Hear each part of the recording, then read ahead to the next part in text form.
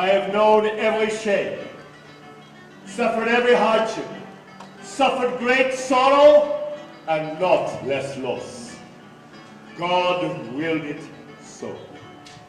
Some claim that I am a genius, that I am divinely talented. But I have worked harder than any man who ever lived, unwell and with enormous effort. And yet, I have the patience to reach the desired end. Perfection.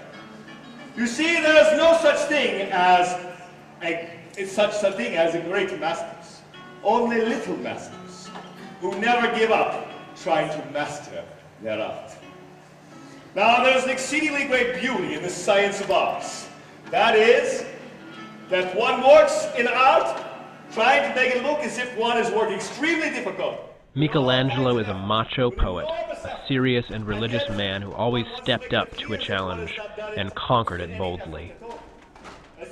This was his greatest strength, but also the reason he was led away from sculpture, his first and favorite medium. It was not done without difficulty.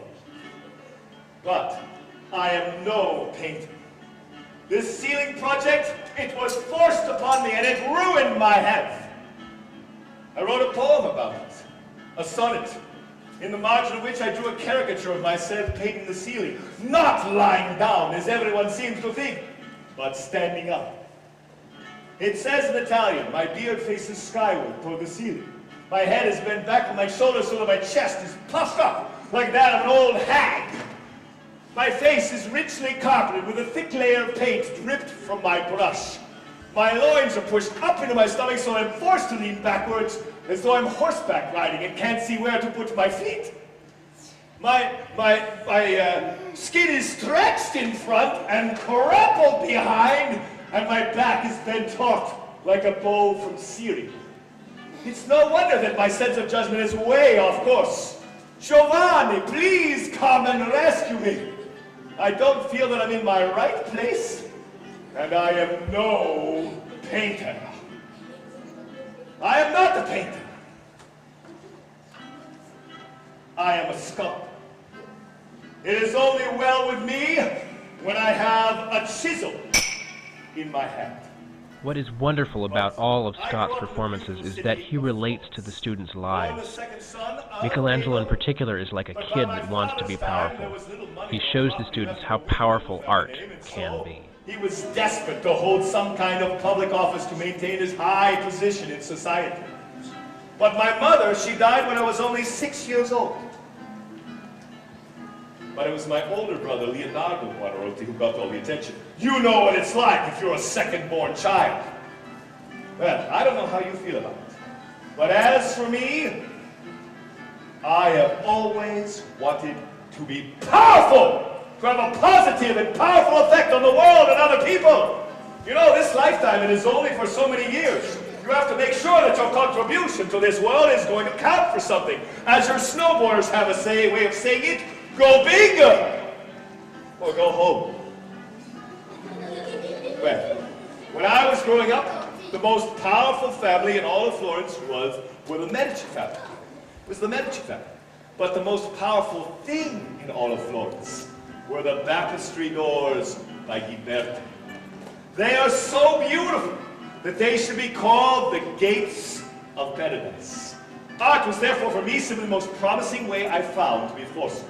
He promised this cardinal, even in the written contract, that I would produce the most beautiful sculpture in marble that had ever been seen in Rome. I took this as a challenge, right? I took this as a challenge because, you see, I thrive on precisely those same things that kill others. You see, the problem is not that we set our goals too high and then fail to reach them. The problem is that we set our goals too low and then do reach them. That's the problem. I delivered this sculpture when I was just 24 years old. And the day that I delivered it, I overheard some pilgrims from Milano talking about me. They said, "Oh, he is too young to have done it.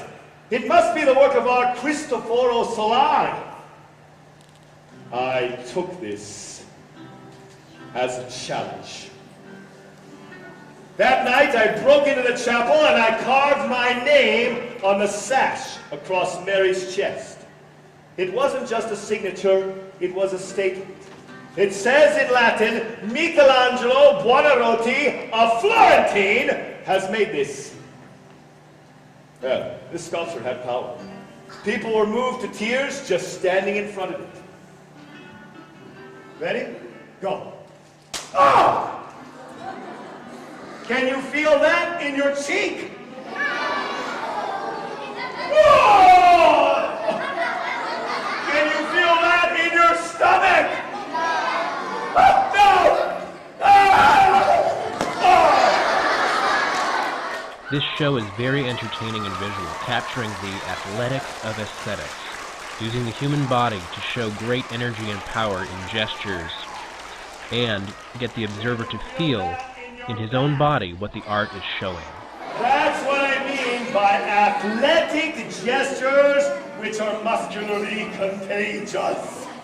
The Sistine Chapel was not a project Michelangelo wanted originally, but he took up the challenge and made it one of the greatest works of art in history. That's twice the size of this gym floor. And it's 66 feet up in the air. That's more than 3 times the height of this ceiling. I said to the Pope, I am a sculptor, not a painter. He insisted that I paint the ceiling.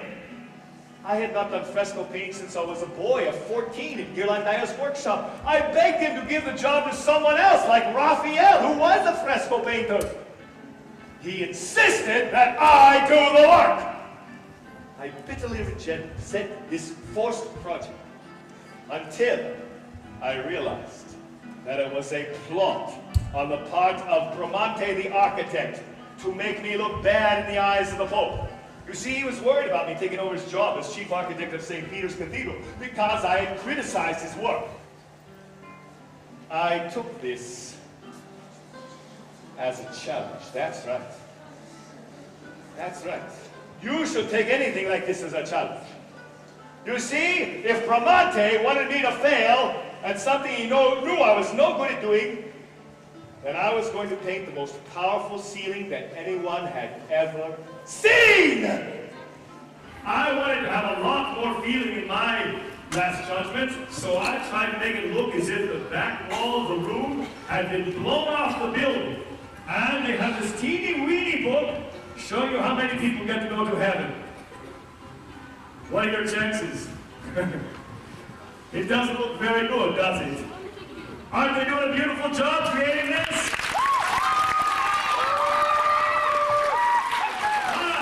And here I am, just the skin of Bartholomew. You see, I did not think that I was even worthy to be resurrected.